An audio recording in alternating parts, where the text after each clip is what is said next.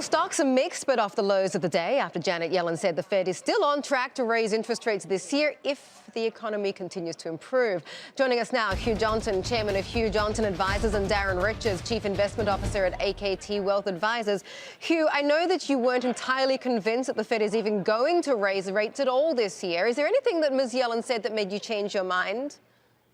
No, nothing whatsoever. I think really what she's saying is, look, employment conditions are improving, but they're not where they really should be.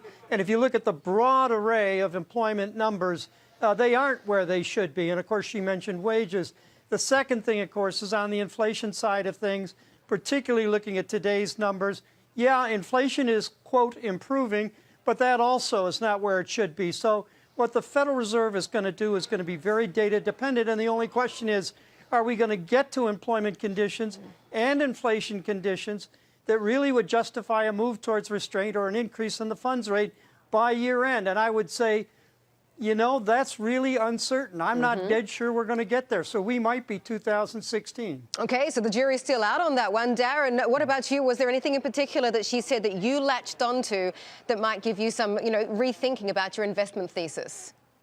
I don't think she said anything that really was earth-shattering. I like the fact that she talked about kind of a slow rise back to normalcy. I think that's really important for the economy, that we don't have a quick increase in the Fed funds rate. But whether it happens in September or next year, I don't think it has a big impact right now. It's going to happen. The economy is doing better. The unemployment situation is actually very good right now. And inflation's picking up a little bit. So when the Fed starts raising rates, it's going to be because the economy is on very solid footing.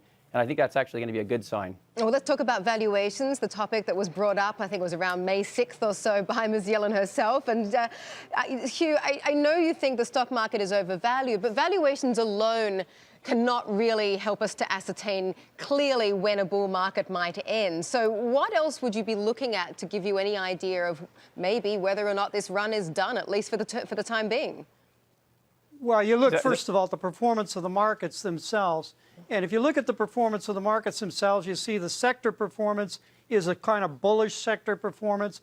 Capitalization, small and mid-cap stocks are outperforming large stocks. And then you look at important monetary and economic variables, something like the index of leading economic indicators, which has increased in all but one of the last 12 months. So you put the two together and ask yourself the question, does that information tell you that we're going to have the end of the cycle, the start of a bear market accompanied by a recession? And the answer is resoundingly no, we don't see that. Yes, valuation is a problem, but it's not going to be the end of a cycle. What about you, Darren? I know you prefer the mid to small end of the market, and certainly the mid caps up about 6% so far this year have outperformed, for example, the S&P.